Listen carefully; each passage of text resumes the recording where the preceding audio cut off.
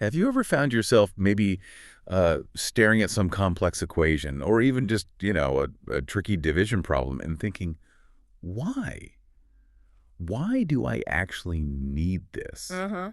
What's the real point of all these numbers and symbols when I'm just, like, trying to buy groceries or pick a movie? Yeah, it's a really common question. And honestly, it feels like a fair one sometimes, right? Especially when something like calculus seems, well, worlds away from everyday stuff. Right. But that question, it sort of points to a bigger misunderstanding of what math truly is. Because, math isn't just a pile of abstract formulas. It's actually one of the deepest tools for survival, for understanding, that humans have ever come up with.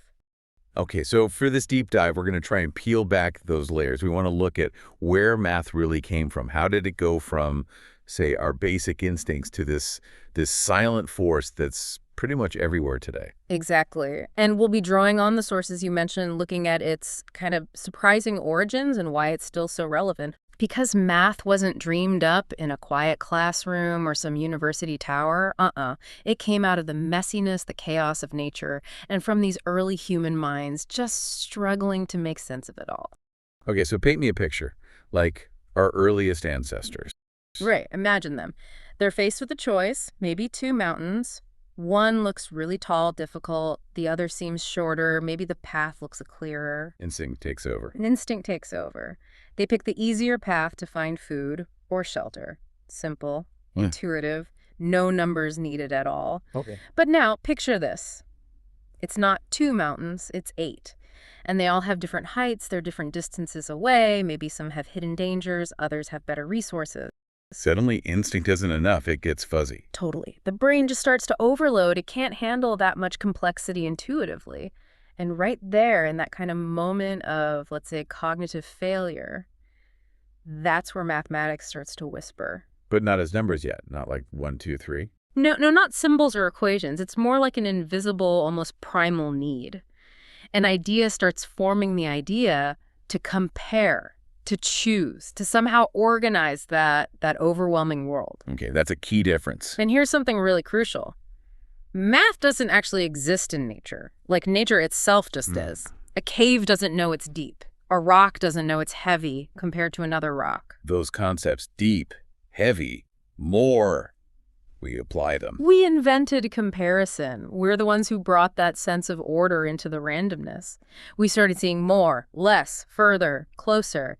We began simplifying nature, not because nature asked us to, but because we needed to survive in it. So math isn't nature speaking to us. No. It's us speaking about nature. It's our language to try and manage it. It's like a mirror of our own minds created right when the world got too complicated for just gut feelings. Wow. It's actually, a pretty beautiful and humbling story, I think, about how we first really started to think systematically. That really does reframe it. Okay, so if math began as this internal response to complexity, this need to compare, how did that thought become something, well, external, something usable? What was the first step outwards? Well, the next huge leap wasn't about complex numbers. It was this fundamental cognitive breakthrough, the idea of one more. One more, not two. Exactly. It's not just adding in the abstract. It's the basic recognition of an increment, of a change in quantity. That simple idea paved the way for every numerical system that followed. So it's less 1, 2, 3, and more like, I have a piece of fruit, you bring another one, and my brain registers, one more. Precisely. Early humans didn't have, multiplication tables, but they had real, tangible needs. We need one more piece of firewood. Is there one more child to watch? We need one more fish to dry for the winter. This core concept of adding just one more seems to have been universal. And it's fascinating how you see that echoed across cultures, right? I remember reading that in some ancient languages, the actual words for 2 or 3 literally translate to something like one more or another one after that. That's absolutely right. It suggests this common cognitive pathway. It helps explain why math feels so universal. It wasn't necessarily passed from one group to another initially, but sort of rediscovered independently everywhere because the basic human brain worked that way. Okay, one more leads to counting. And measurement must have followed pretty closely behind, driven by similar needs. Oh, inevitably. And guess what the first measuring tools were? Let me guess. Parts of the body. You got it, our own bodies. Like the hand for measuring horses, or a foot. Exactly. And things like the cubit, from the elbow to the fingertip, or the stride. Think about the Roman mile, mil passus, 1,000 steps. It's practical, it's right there, it's repeatable enough for local needs. I remember reading about the Egyptian royal cubit, too, used for the pyramids, based on the pharaoh's own arm measurements. Precisely. It provided a standard, at least within that society. So our bodies weren't just for, hunting and gathering. They were our first instruments for understanding and standardizing the world. So our bodies were tools for survival and understanding. Yes. And different groups, different tribes, they developed their own versions. The words were different, the specific units varied, but the basic need, count, compare, measure was the same everywhere. Like different dialects of the same core idea. But there's maybe a deeper point here, something we often miss. Measurement itself, this whole idea, only really became possible because something in nature stayed consistent. That's interesting. What do you mean?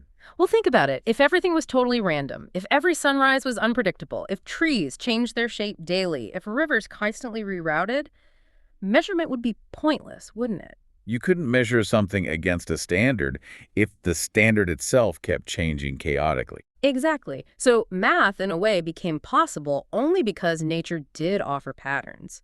Enough regularity, enough rhythm in the chaos to make creating an order worthwhile. So the consistent sunrise, the cycle of seasons, the way a stick casts a similar shadow, the fact that your steps cover roughly the same ground. Precisely. There's just enough predictability that we could observe it, record it somehow, and then start using that predictability. And we definitely used it, from just counting one more to pacing out fields, building shelters, eventually pyramids.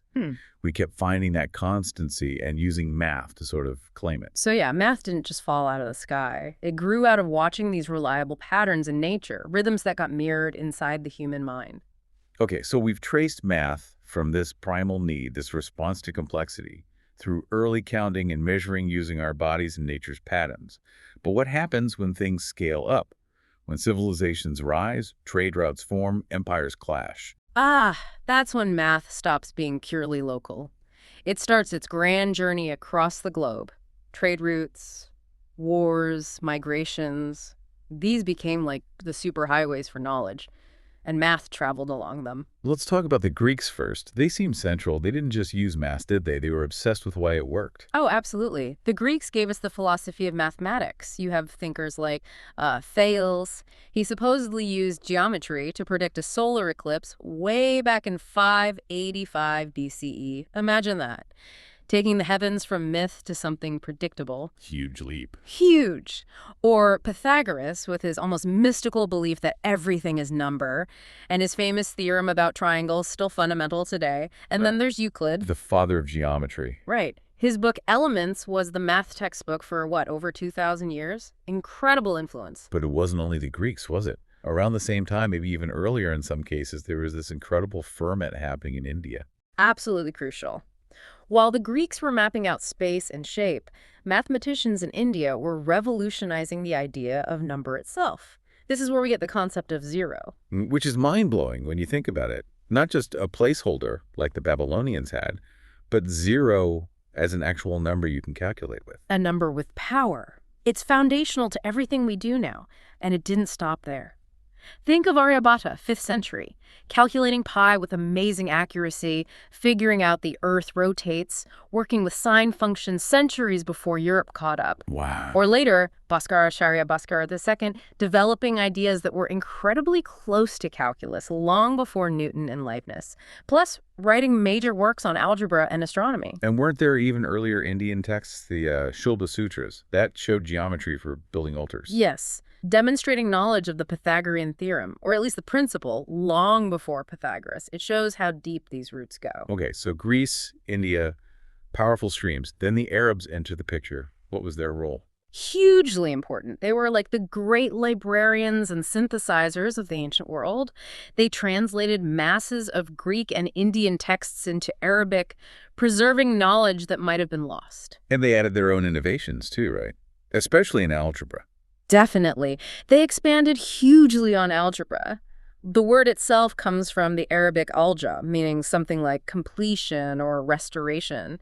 And critically, they took the numeral system developed in India. The one we use now, 1, 2, 3, 4. That's the one. The Hindu-Arabic numerals. They adopted it, refined it, and carried it through their vast trade networks into Europe, where it eventually replaced Roman numerals. Imagine doing complex math with Roman numerals. Oh, nightmare. Okay. So when you look at the math we learn in school today, it's not Greek math or Indian math or Arab math. It's genuinely global math. It's this incredible tapestry woven over thousands of years with threads from everywhere. It's not some static monument built by one culture. It's more like a river, constantly flowing, being added to, reshaped by every civilization that touched it. Beautifully put. And that's perhaps why math became the first truly universal language. Not just because it's logical on paper, but because humans everywhere, facing similar problems of quantity and space, seem to perceive these same underlying patterns and found ways to write them down. So math travels, it evolves across cultures. But when did it really start to change the physical world?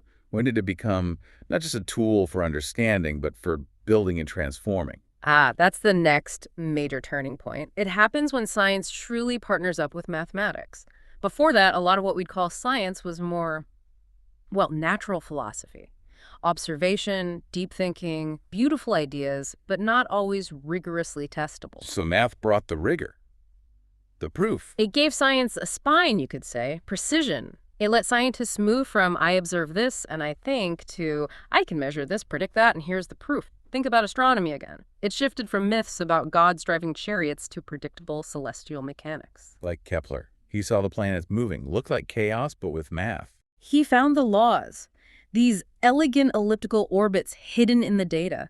It required that mathematical lens. And Galileo wasn't just looking upright. He brought math down to earth. Yeah, rolling balls down ramps, meticulously measuring time and distance, using math to figure out the laws of acceleration, turning everyday observations into quantitative science. And then, the big one, Isaac Newton. That feels like the moment math and science became truly inseparable. It really was. Newton didn't just observe, he formulated universal laws, motion, gravity, and crucially, he developed calculus as the language needed to describe how things change. He showed the universe seemed to operate according to mathematical rules. It's kind of mind-blowing. What started as, basic instinct for survival, then became maybe ritual or wisdom, was now this incredibly sharp tool science armed with equations. And that combination had enormous practical consequences. Think about the Industrial Revolution, all those machines, the factories, the engines. They didn't just appear. No. Designing efficient steam engines, building strong steel bridges that wouldn't collapse, figuring out the precise gears needed for factory machines, laying out railroad networks. All of that relied heavily on calculation, prediction, mathematical principles. So math didn't just give us understanding, it gave us tangible power. Power to build, to test, to actually change our environment, not just adapt to it. Yes. It fundamentally changed our relationship with nature. And it planted this incredibly powerful, maybe even audacious idea in the human mind. The universe can be understood, maybe because at its core, it's made of patterns. Okay, so we've come a long way. From ancient survival instincts through Greece, India, the Arab world, the scientific and industrial revolutions, which brings us to now, the modern world. Where is math hiding today? Because sometimes it feels less visible. It's everywhere, absolutely everywhere, but often it's silent.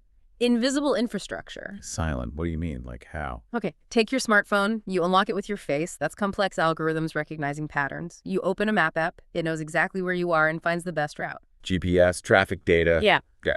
You search for something online, you get recommendations for products, movies, news, all driven by math.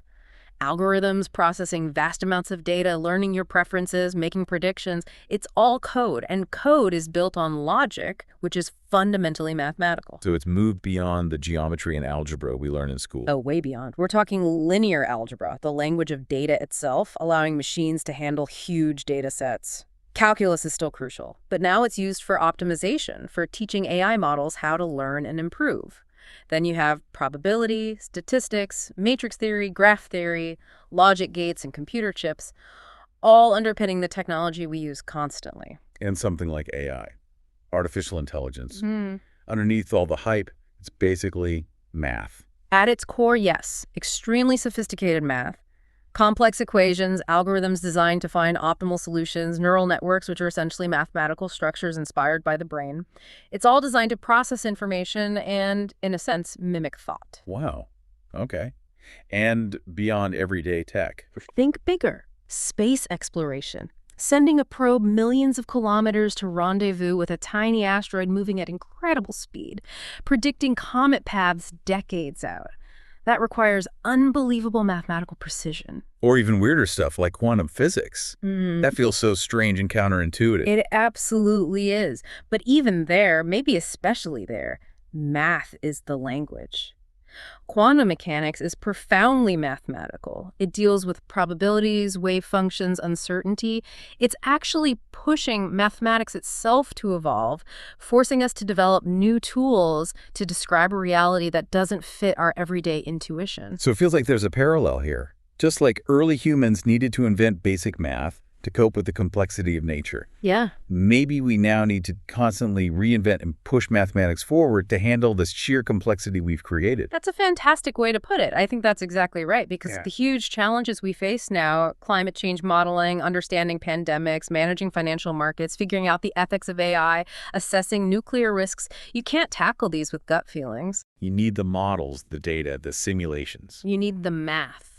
It's become indispensable for navigating the world we built. So math, the thing we created way back then to understand the world, it's now become the blueprint we use to actually build the modern world. And maybe even more than a blueprint, it's like this silent, invisible thread running through everything. The whispering language of possibility itself. Wow. So, okay, let's circle back to that first question.